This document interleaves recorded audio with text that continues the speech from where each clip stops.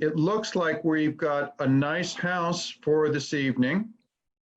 My name is Jeff Champlin. I'm a member of St. John's Church, and it's my honor to welcome all of us, those here and those of us coming in, to our first Mind Stretchers program. This is a community lecture program that I think the mother of us all, Pat Clark, is not with us this evening, but I think it's about 5 years old in this format and goes back 6 years.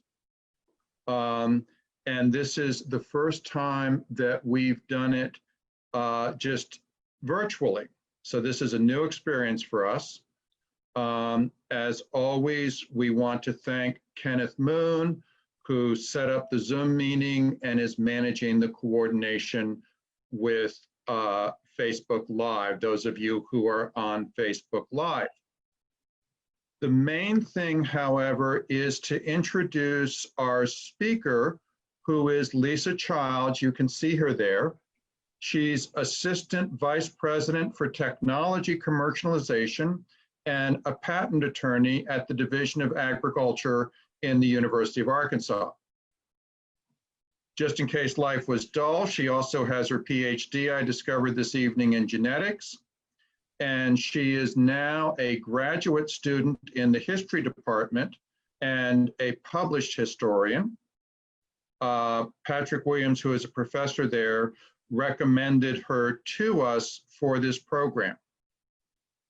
When we started the program, we wanted to get the stories not told in American history, and the stories that are especially important in terms of the folks who have been marginalized.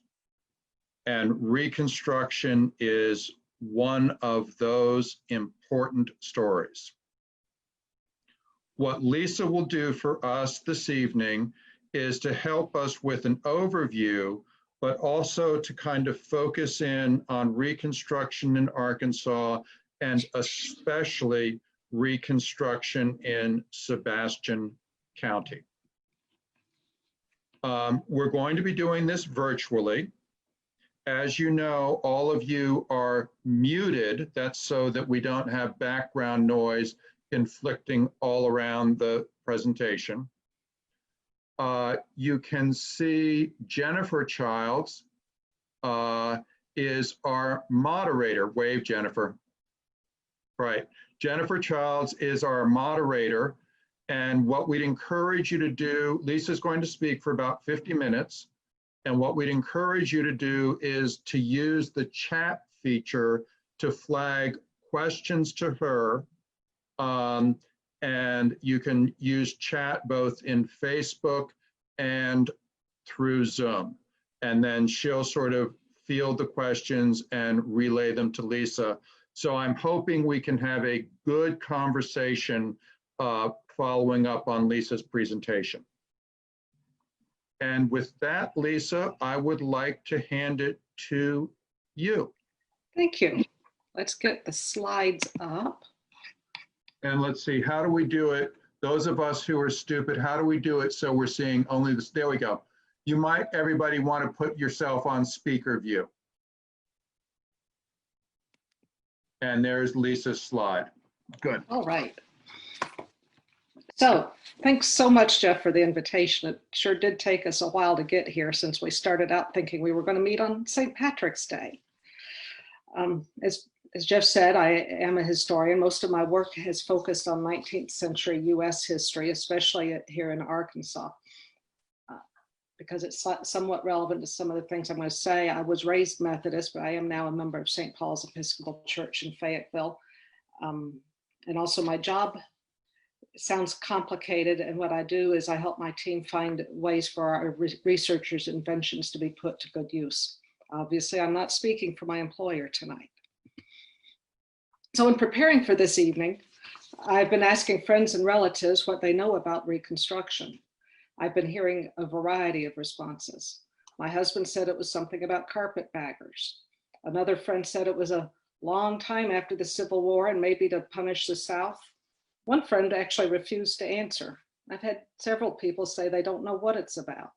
I'll tell you right now that we're only really going to touch on it. Patrick Williams, who was your original speaker, spends 2.5 weeks on it in his Arkansas history class. Yale's David Blight teaches a semester class on Civil War and Reconstruction. He spent 6 of his 27 lectures on Reconstruction. This textbook, Arkansas, A Concise History, devotes a full chapter out of 15 on Reconstruction. But what is Reconstruction? Reconstruction was intended to be a way to bring back the seceded states into the Union without undoing emancipation. It was to rebuild or reconstruct the Union. It began as early as 1863 in Louisiana and Arkansas, when Union troops regained control of regions within those states.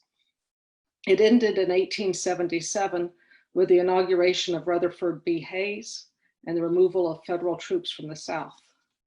During those 10 or 15 years, a president was assassinated, another president was impeached, almost removed from office. There were 3 constitutional amendments ratified. Slavery was banned, and Black men got the right to vote. It was also a time of horrific, ongoing political violence as white people resisted those changes.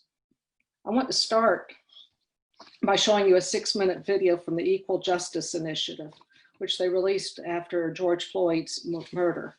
I think it does a good job contextualizing what was accomplished during Reconstruction and the awful pushback by white people who were desperate to hold on to what they had. Sorry, I think I forgot to enable content. There we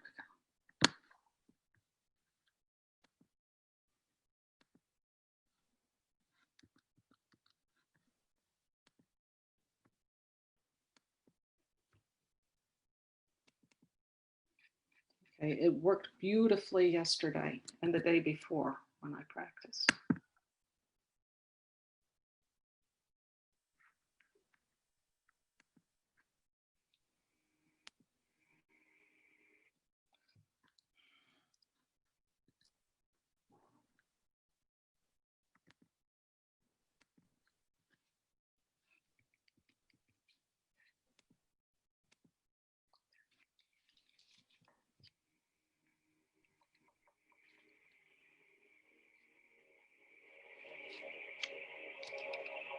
After 2.5 centuries of enslavement in the United States, where Black people were tortured, abused, sexually assaulted, killed, and subjected to forced labor, emancipation finally came at the end of the Civil War with the ratification of the 13th Amendment in 1865.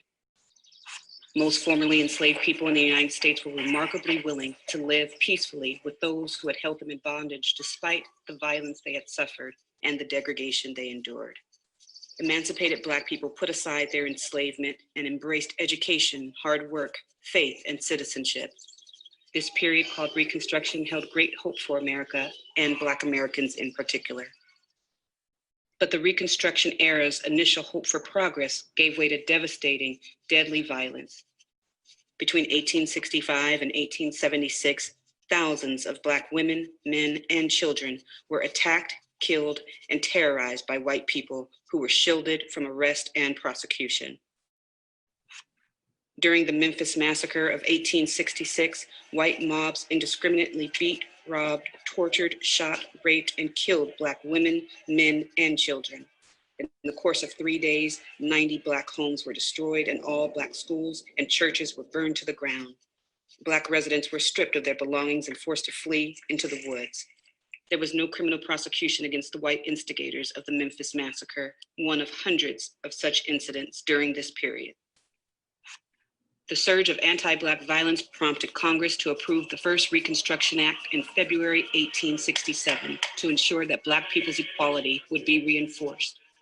In 1868, the 14th Amendment declared all persons born in the country were citizens regardless of race and thus entitled to privileges of citizenship, due process, and equal protection. Over 80% of eligible Black men registered to vote, schools for Black children became a priority, and courageous Black leaders overcame enormous obstacles to win elections to public office. This triggered a violent backlash from those within the white community who could not accept Black equality.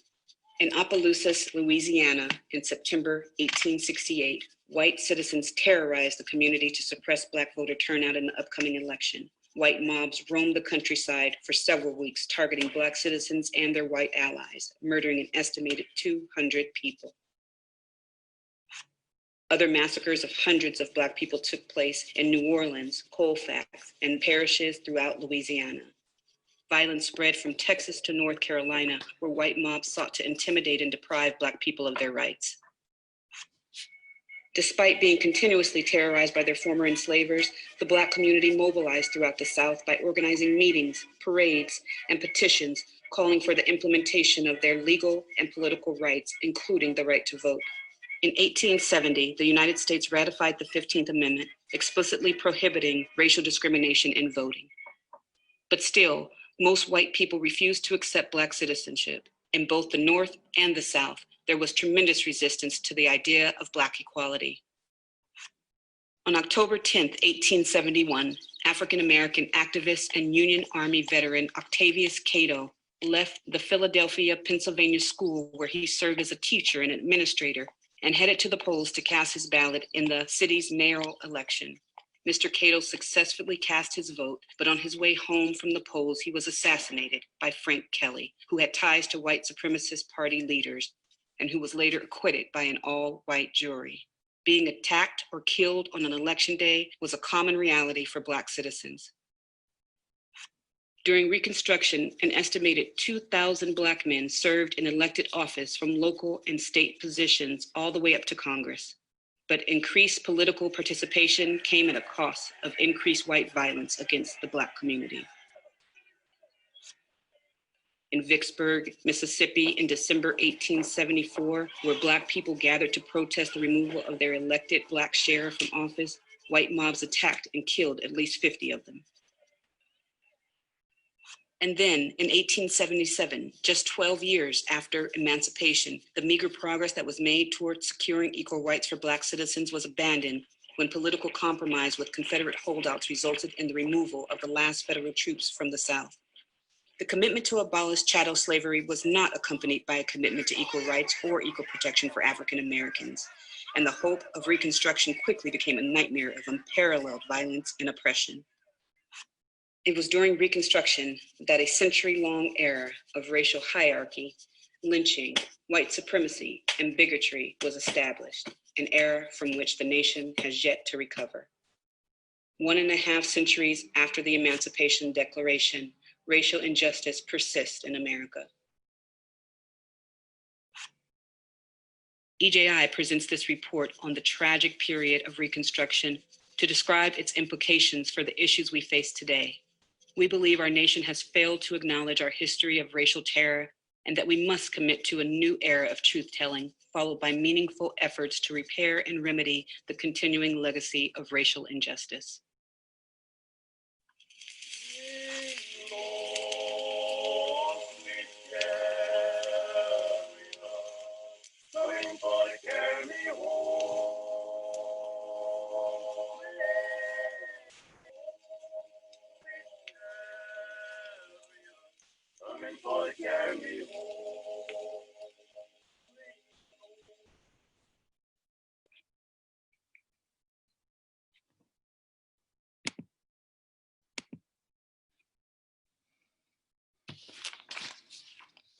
So my goal tonight is to try and touch on a smorgasbord of Reconstruction topics I think an Arkansan should know something about, in the hopes that you'll leave with at least the notion that Reconstruction, while it wasn't perfect, it accomplished more than it might have done.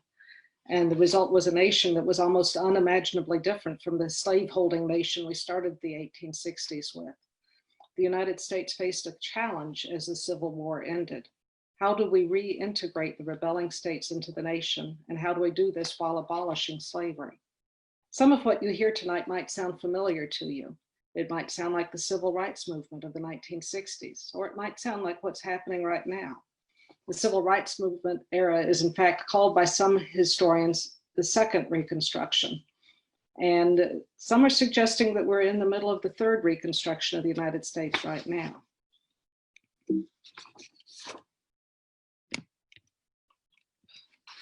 I want to start by really looking at this drawing. It was published in Harper's Weekly in May 1866, a year after the war officially ended for most white folks. It shows United States colored troops returning to Little Rock. We see here Black men in uniform. They're carrying guns, they're greeting their families. They're in a very public area. It's in front of what we now call the old State House. If there's any white people, they've been shoved to one side. It's possible this man on the horse is white, but he is not the focus. These Union soldiers may have been in New Mexico or out west fighting Indians, or they may have been trying to keep the peace in New Orleans, but they're back now in Arkansas. Some of them are non-commissioned officers. We can see the stripes on their sleeves. Their families may have been refugeeing in Little Rock. Many of them probably came from Western Arkansas. I know that thousands and thousands of Black and white Union families were sent by steamboat to Little Rock and by wagon train to Kansas as they kept coming into Fort Smith. Countryside was really emptied at the end of the Civil War and destroyed. But these African Americans are doing something they couldn't have dreamed of doing in 1856. They're carrying guns, they're celebrating family and freedom. And of course, this made white folks uncomfortable. There was something similar happening here in Fort Smith. In 1867, Austin Thomas is here in Fort Smith. He's a veteran of the United States Army. He was born in Washington County, Kentucky, about 1819, and somehow he was in Little Rock in September 1863 when he enlisted in what became the 57th United States Colored Infantry. He gave his occupation as minister at a time when most men, and certainly most Black men in the South, identified as farmers upon enlistment. He was discharged in April 1866, having been to New Mexico to fight Indians. He was literate, although I don't know where he learned to read. By April 1867, Rev Thomas was a teacher in a Freedmen's Bureau school here in Fort Smith. Here's a copy of one of his roles. You can also see down here that he had sort of a wiseacre for superintendent. I believe he was the first Black minister of what is now First Missionary Baptist Church in Fort Smith. And he was a delegate to the April 1867 Union Republican Convention in Little Rock, although he sent a white man, Reverend Francis Springer, in his place. So Reverend Thomas was in Fort Smith in 1867, teaching other Black people to read and write, preaching in his own church, elected delegate to an integrated political convention, sending a white guy in his stead. He couldn't have done any of this in 1857. And why now? Because of Reconstruction. Now, Indian country complicates things in Fort Smith. We tend to forget about the West and look east for Civil War, but it's right here, including across the river. Most of the tribes in Indian Territory had factions who joined the Confederate States in fighting against the Union. They had come from southern lands on their trek west, and as part of becoming civilized, they had acquired slaves. I really can't spend the time on this topic that it deserves, but the United States also had to work out what to do with the Indian nations and their enslaved people. That added a whole other layer of problems in Fort Smith.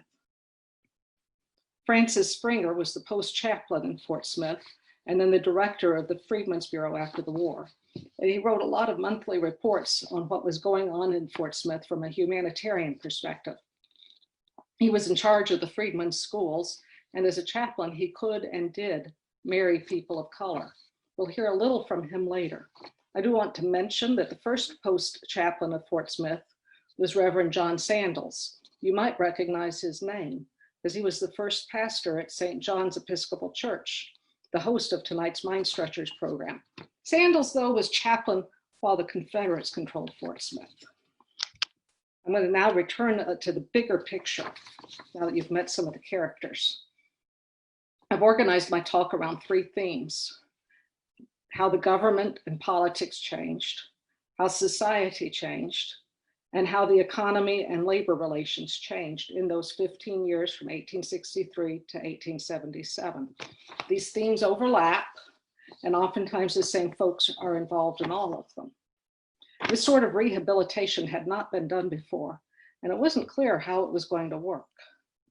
Now, Reconstruction is kind of like the Marshall Plan for the South, except the United States has to rebuild itself, the society, the economy, the government, and there wasn't enough money to do a good job of it. One question was whether the rebelling states were needed to be treated like territories first and prove they were worthy of being states. Some of the Southern politicians thought that would be all right. Let them run their own local government. They didn't need the federal government sticking their nose in. But rebuilding started as soon as the Union Army gained control of a region, started first in Louisiana. And this wasn't a small task. The South was destroyed, and there was a lot of what you might call hard feelings, if you wanted to understate things. But what was Reconstruction going to look like? This illustration shows what Thomas Nast thought. Nast was a famous political cartoonist from New York.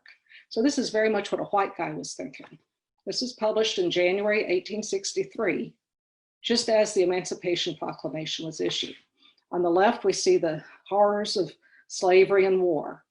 Up here is a fugitive being captured by dogs in the swamps. Here, the Confederate stars and bars are flying while a man is auctioned away from his family. Down here, an enslaved woman is brutally beaten. In the middle and right, we see the present and future. Down here at the bottom, we see the New Year baby breaking the bonds of slavery. In the middle, an African-American family is united. Abraham Lincoln is looking down from the wall.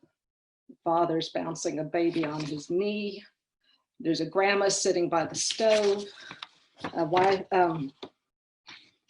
A couple courting behind her. The girl's reading a book and the mom is fixing some tea. To the right, we see what Thomas Nast envisioned for African Americans.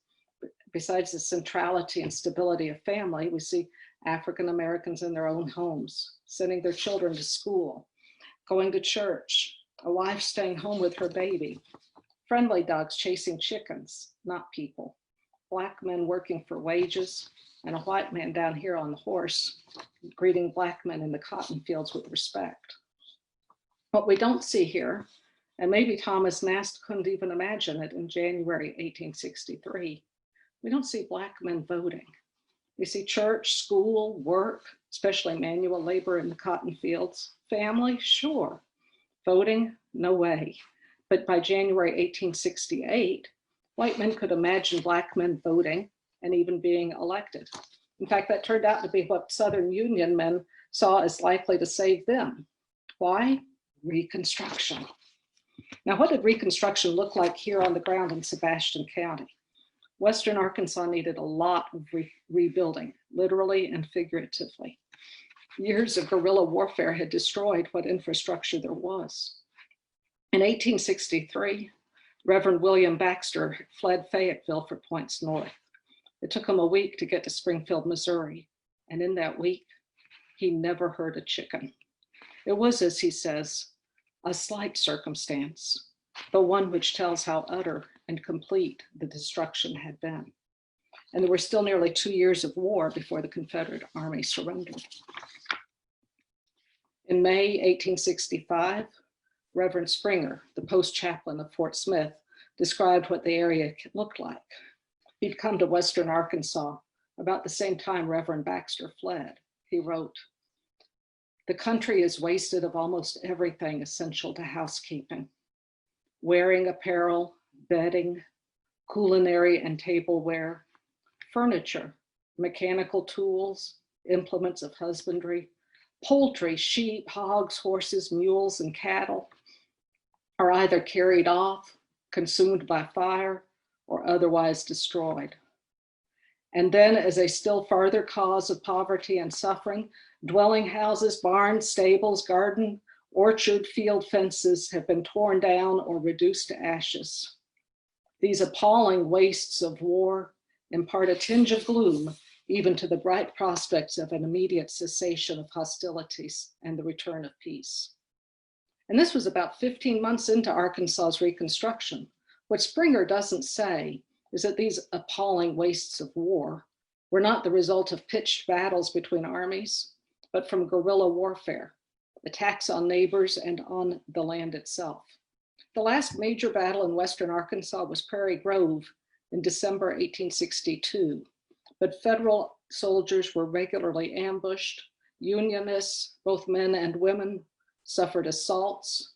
foot burnings, hangings. Near Frog Bayou in Crawford County, a Union officer was murdered by soldiers in his own unit. Arkansas Union volunteers, the soldiers were serving in state near home, making them and their families targets and then refugees. Thousands and thousands of Union families, Black and white, came to Fort Smith seeking shelter. Now, this is a refugee camp in Helena. I should tell you all that to start with, the Union Army had what they saw as a problem. Enslaved people were self-emancipating and flocking by droves to army camps. The problem was, what do you do with them? The army figured out, they characterized them as contraband, which an army is allowed to seize. White people fled to army camps as well, but they were called refugees. In one of Springer's first reports, he refers to refugees and contraband. But after that, it's all refugees. It's as if he came to realize that the women and children coming to Fort Smith were all fleeing the same traumas. But what we see in this picture is something like what you'd see in Fort Smith. Dozens of little kids, a few women, and probably no men, maybe a couple of taller boys. Most of the men, Black and white, have joined one of the two armies at this point.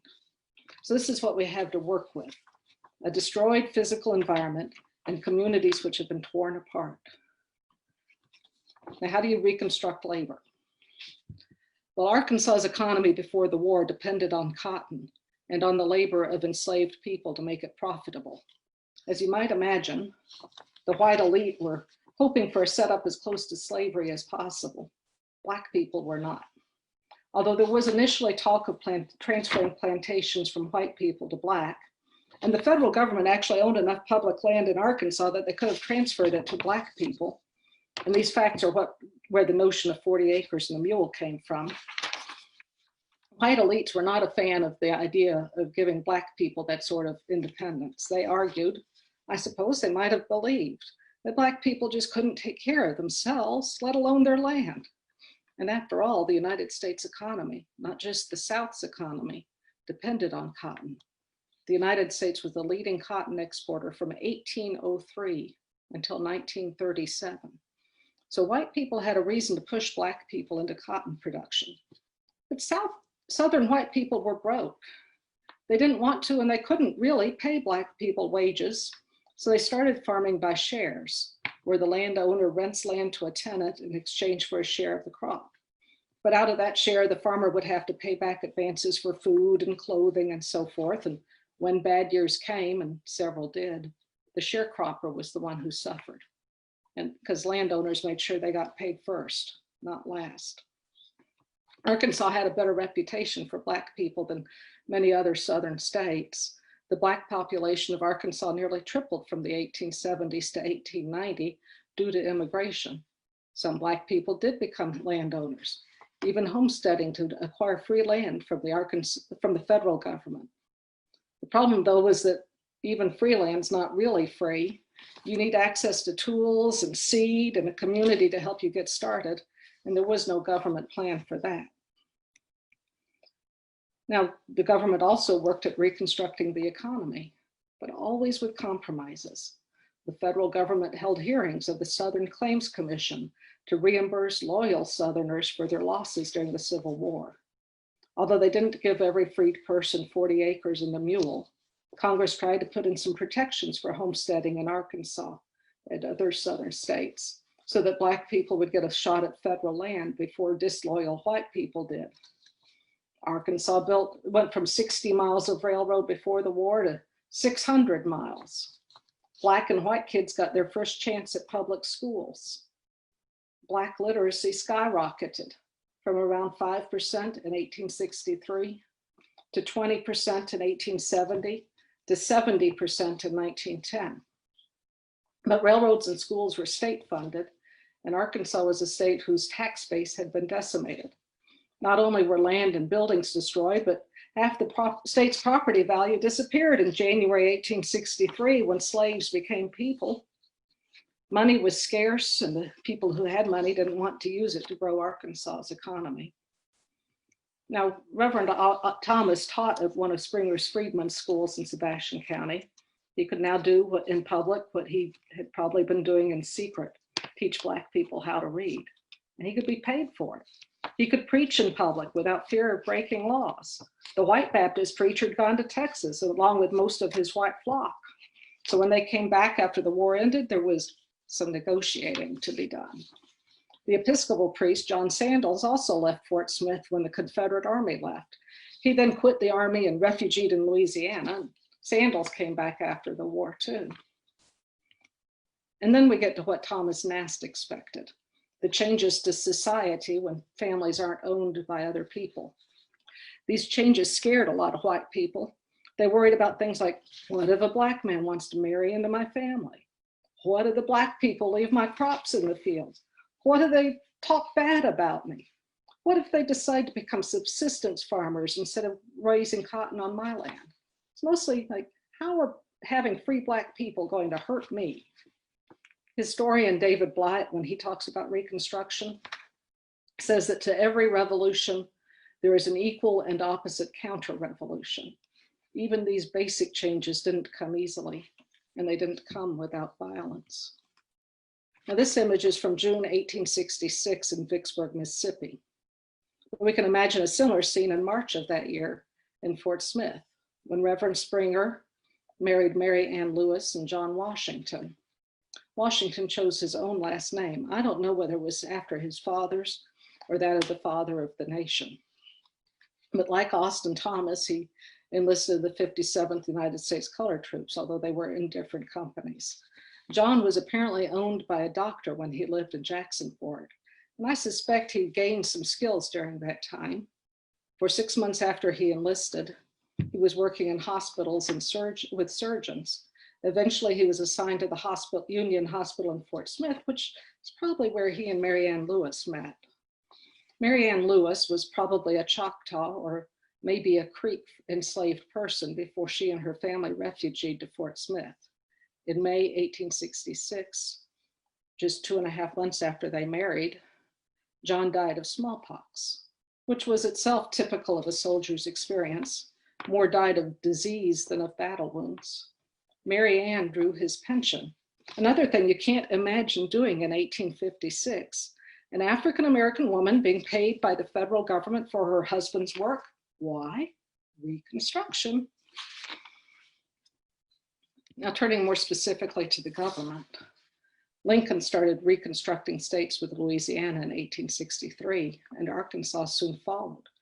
His last speech suggested that some Black men should be allowed to vote, and John Wilkes Booth was in the crowd to hear that. Many speculate that that was the last straw for Booth. As the Civil War ended, white men in the seceding states were expecting a harsh period of punishment and atonement. Instead, Johnson became president. He was not actually a Republican, but he was sort of a unity vice president. He took a hands-off approach to Reconstruction, pardoning Confederate leaders willy-nilly, and so long as enslaved people were not literally re-enslaved, he let the seceded states do whatever they wanted. This did not go well for African Americans, as you might expect. And it actually upset Northerners who maybe hadn't exactly decided what the right outcome was for the Civil War, but they were pretty sure that bloody attacks on Black people was not what they had in mind. This time was called Presidential Reconstruction. Congress was not initially in session, and once they came back, they didn't have enough votes to override Johnson's vetoes. So Johnson was able to spend 1.5 years undoing what the Union Army had done. But in late 1866, congressional elections meant the Republicans had control of Congress, and they had had enough, at least for now, and pushed back. It started a time called Congressional Reconstruction. They passed the first Civil Rights Act over Johnson's veto, the first presidential veto ever to be overridden. Congress got 2 constitutional amendments out to the states, and the seceded states went back under military rule. Reconstruction is generally considered to be over for the nation when Hayes takes office in March 1877 in the trade-off. The presidential election was challenged. I would not get into the details, but there were 3 states were up in the air as to who won, although it was clear the Democrat won the popular vote. The Democrats and Republicans struck a deal. Republican president in exchange for getting the feds out of the South. Republicans basically agreed to leave the South to the white elites. That freed them up to do other things like roads. It was just basically infrastructure week. Let's back up and talk about who the Republicans were in the South. They were a motley group, united in their desire to be part of something different, but with many ideas about what that different thing was going to be. And they were a post-Civil War phenomenon. Carpetbaggers were for somewhere else. My great Aunt Blanche would have called them Yankees, or maybe she would have said, damned Yankees, but she would have lowered her voice. Southerners were initially excited to see carpetbaggers. They were here for economic development and they had money to spend. Many of them came to the South as soldiers. Scalawags were white Southerners who were aligned with the Union. Maybe they had joined the Union Army during the war, or they were too old to fight, or maybe they saw an opportunity now to take advantage of revolution. They mostly didn't have money, at least for the ones we know something about here in Fort Smith. They were lower to middle class white people, and most definitely not the white elites who were in charge of government before the war. And then we have African Americans. In Arkansas, we know that nearly all Black people who lived here before the war were enslaved. And we also know that most Black men who were elected in Arkansas after the war were former slaves.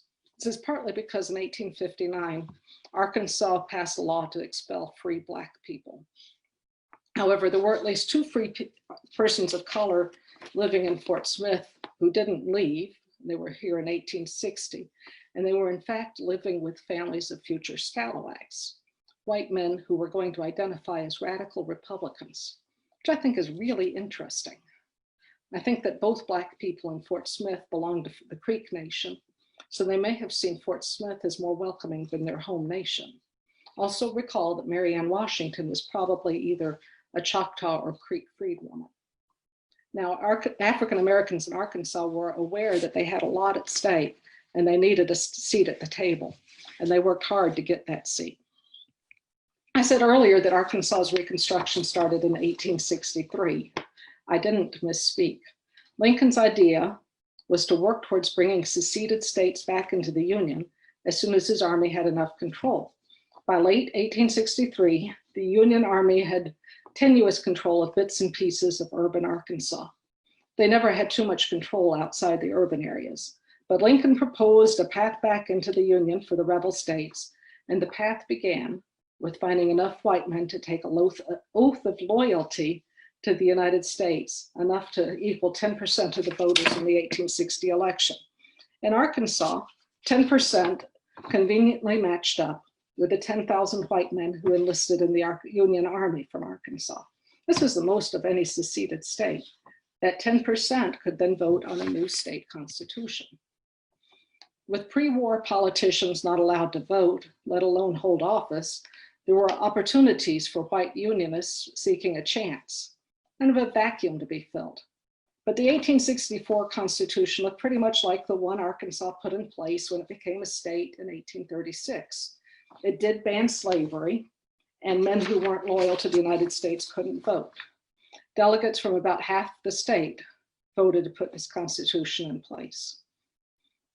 In 1866, the Arkansas Supreme Court voided the ban on disloyal voting, and the political elite, the men who had all gone to the side of the Confederacy, regained power. Or as the Republican Governor Murphy put it, bitter enemies of the Union were back in politics. They did their best to put things back the way they were before the war, including committing 10% of the state budget to supporting Confederate soldiers, everything from pensions to artificial legs. Now, this reversion presented a problem to white unionists in the state, or maybe more than one problem. One problem was that they liked being in charge. Another problem was they did not like Confederates pretending the war had never happened. A third problem for some of the white unionists is that they thought Black people deserved better, or that they might be allies for white unionists. So they started thinking about something that was once unthinkable: Black suffrage, suffrage meaning voting. Between August 1866 and November 1866, Confederate men were not just sitting in Little Rock rejoicing in their regained power. Instead, they were killing Union white men and freed people. There were at least 52 unpunished murders of Black people, and probably more like 100 in Arkansas. Even before August, white men were murdering Black people. Near Pine Bluff in March 1866, 24 Black men, women, and children were reportedly found dead hanging from trees. So Union men wanted to do something. And one group of them called a statewide Republican convention, or as the Van Buren put it, a disunion convention in December 1866. This statewide convention was here in Fort Smith. The lead organizer was the editor of the only radical newspaper in Arkansas, the Fort Smith New Era. Conservative papers like the one in Van Buren accused the convention of treason, while the convention accused President Johnson of treason. Contrary to this headline, which says, "Couldn't go Negro suffrage, wool stuck to their teeth," the convention actually passed a resolution in support of Black suffrage, but 2 delegates, including one from Sebastian County, quit the convention over it. This statewide Republican convention elected a committee to go to Washington, D.C. to lobby Congress in favor of Black suffrage. The state legislature, which was filled with Confederates, also sent a committee to Washington. They got there ahead of the radical Republicans in early January. They lobbied Congress and had dinner with most of Johnson's cabinet. But the word that they heard was that they had to pass the 14th Amendment, which is birthright citizenship, before they could even think about being admitted back into the Union. But this December convention was not the end of it. The delegates who walked out called their own local convention in Van Buren in February and followed up with an April statewide convention in Little Rock. Already, the conservative unionists and radicals were at odds over what Reconstruction in Arkansas was going to look like. But things at the national level were moving fast. By the time April 1867 rolled around, the conservative unionists had come around to the radical way of thinking. The white unionists agreed that Black men needed the vote if they were going to get their way in Arkansas and if they were going to get back into the Union. But this April 1867 convention was even more of a change than the December convention. 3 Black men were chosen as delegates, and one of them was from Fort Smith. It's our friend Austin Thomas. Now, Rev Thomas didn't go to Little Rock. He was represented by proxy of our friend Reverend Springer. The next step was to call for another constitutional convention, one where Black men would be guaranteed the right to vote. This call came in November 1867, and Black men could vote on these issues. Now, my great-great-grandmother's uncle, Moses Bell, was on the Republican ticket as a proposed delegate from Sebastian County. And according to the Fort Smith New Era, many of the Black men voted for the Constitutional Convention, but refused to vote for Moses Bell. I don't know why, I haven't figured that out from the record, but this is part of the challenge of having a big tent. Not everybody agrees with everything and everyone. By spring 1868 in Arkansas, nearly 67,000 men had registered to vote, including 22,000 African Americans. And in March, they passed a new constitution, which enfranchised Black men and disfranchised white Confederates again. And the Ku Klux Klan appeared in Arkansas shortly thereafter, bringing threats and violence with them. While Fort Smith didn't end up under martial law, Republican Governor Powell Clayton put 10 counties under martial law and effectively shut down Klan violence, but not before hundreds more people were killed in Arkansas. So in 1868, the first Black men were elected to office in Arkansas, including to the state legislature, which got right to work. They passed bills to fund public schools. They created the land-grant university, which is now the University of Arkansas Fayetteville. They funded railroads and highways. They passed a law to protect tenant farmers. They also formed a state militia and banned night riders. Dealing with night riders was important. White supremacists were not going down without a fight, literally. After they got pushed out in the March 1868 elections, and they realized that Black men were getting the vote, they stepped up what's sometimes euphemistically called extra legal activities. In this case, they were murdering people. As Governor Clayton reported to the Congress, in Arkansas, some 400 people were killed in political violence between March 1868, when the new Constitution was passed, and November 1868, when the presidential election was held. Clayton's state militia was made up of former federal soldiers, black and white, which, well, it did shut down the Ku Kluxers for a while, but let's just say the white supremacists were not exactly happy about black soldiers telling them what to do. From Monticello, W.M. Harrison reported violence against black preachers on the eve of the 1868 presidential elections. He said that the Klan cannot and do not expect peace. Their object is war. Terror reigns here. I am not terrified, but think it probable that I shall be assassinated in a few days. I shall die a Republican. I pray you send us at least 10 or 15 soldiers. Arkansas began Reconstruction earlier than most states, but also ended it earlier. In 1873, Arkansas gave Confederates the right to vote back. It was the last state to do so, but it was definitely the beginning of the end. That big tent Republican Party was always filled with fragile alliances and full of splits. But the Brooks-Baxter War of spring 1874 was the oddest. To quote the Encyclopedia of Arkansas, the Brooks-Baxter War was an armed conflict between the supporters of two rivals for the governorship, Joseph Brooks and Elisha Baxter. Brooks was a carpetbagger, Baxter was a scalawag. Both had been Republicans and their platforms were similar. There was litigation over who won the race, and then the fight became physical. Quoting again the encyclopedia, the two governors had earlier stated their intention to hold on to their office even if it required the shedding of blood. Blood was shed. 200 men were killed across the state before President Grant's administration declared Baxter the legal governor. Even in Fort Smith, editors of competing Republican newspapers battled it out, throwing brickbats at each other. While Republicans fought over fragments of power, the Democrats took over Arkansas. And the first thing they did was pitch out the 1868 Constitution. And with it, they threw out most of the power of the governor and other elected officials and wrote in a lot of details to limit the government's power, especially the executive branch. We're still dealing with this 1874 Constitution today. However, just because the Democrats regained power didn't mean that Black men left office or quit voting immediately. The last Black man in the state legislature was there in 1893. Admittedly, after that, there was a drought of Black elected officials for 80 years. But Black men weren't just voting and being elected to office, they were hosting political conventions for Black and white people. Here's one in Fort Smith in 1870. The convention is hosted by Rev Thomas's church, although he had died in April of that year.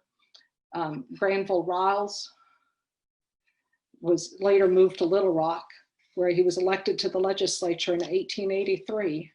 He was a minister in the African Methodist Episcopal Church and went to Indian Territory to be a missionary there. Backing up a little bit in time, this illustration is from 1870, just after the 15th Amendment was passed, which is Black suffrage. And this one is just packed full of hope and expectation. In the center, there's a parade with African Americans and whites. We can see in the vignettes at the corners, men who are supporters of rights for African Americans, including Grant at top left, Lincoln at top right, Frederick Douglass in the middle. I think the documents are super interesting. We've got the Bible, the Emancipation Proclamation, the Magna Carta, the Declaration of Independence, and the Constitution, and the labels of the activities going clockwise from the top right. We till our own fields. We will protect our country as it defends our rights. Freedom unites the family circle. The holy ordinances of religion are free. Our representatives in the national legislature, for there was a senator and 2 US representatives. The ballot box is open to us. Liberty protects the marriage altar. Education will prove the equality of the races. And these men in Mason garb unite in the bonds of fellowship with the whole human race. But unfortunately, the counter-revolution was right there. This political cartoon was also drawn by Thomas Nast, but in 1876, after the compromise was made, which took the federal soldiers out of the South. It was captioned, "Is this a Republican form of government? Is this protecting life, liberty, or property? Is this equal protection of the law?" Of course, the counter-revolution was horrific. Political violence was intended to ensure that white supremacy was entrenched in the United States. But I want to close by telling you a little bit more about Mary Ann Lewis. Like Paul Harvey, I want to tell you the rest of the story. She and John Washington were married by Reverend Springer in spring 1866. After John Washington died from smallpox, she remarried twice and divorced twice, decisions she couldn't have made before Reconstruction. Her representative in Congress, y'all, wrote to the Pension Bureau to check on the status of her pension application. Can you even imagine an enslaved person having a congressional representative? They were literally written out of the Constitution. She owned a lot in the Fishback edition of Fort Smith. She went from being property to owning property. At least 3 of her children, Ella, Cash, and Lucille, went to high school, which practically nobody in Arkansas could have done, white or Black, before 1860. 2 of her daughters taught school. Her son-in-law was a physician, and why? Because of Reconstruction. Her daughter, Ella Green, and her husband, Henry Clay Yerger, founded the African American High School in Hope. It was eventually named for Mr. Yerger, the Henry Clay Yerger High School. Her son, Cassius Clay Clardy, she named him for an abolitionist from Kentucky. Cash moved to Philadelphia, where he was a brick mason. Her daughter, Lucille Clardy, also became a high school teacher. She taught at Lincoln School here in Fort Smith and at the Yerger High School in Hope. Lucille had 4 years college. Lucille's son, Herman Perry Bailey, retired as a lieutenant colonel in the Army. He was a mathematics professor. Herman Bailey's son got a master's degree in Harvard. Let's talk especially about Mary Ann's great-grandson, Benjamin Yerger. He was born in 1930, just 4 years after she died. He graduated from Philander Smith College. He was the first African-American admitted to UAMS, although he elected not to go. Dr. Yerger graduated from Henry Clay Yerger High School in Hope. He was the first African-American to work at the Chevron Research Laboratory. Inspired by a Malcolm X speech, he went into education. As part of the war on poverty, he joined the Job Corps. He taught science, math, and history at a junior high. Then he went to work at Merritt College in Oakland in 1968, where he was a liaison with the Black Panther Party and Students for a Democratic Society. And he was involved in making Merritt College the site of this country's first organized department of Black Studies. He became a dean at what is now Berkeley City College. His obituary reports that after retirement, Ben returned to his lifelong passion of studying classical piano.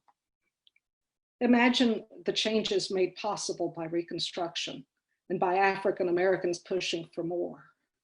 The doctors, teachers, brick masons, people who play classical music for fun, and the hope that would not have existed without Reconstruction. Now we can pause for questions. Thank you for sticking with me.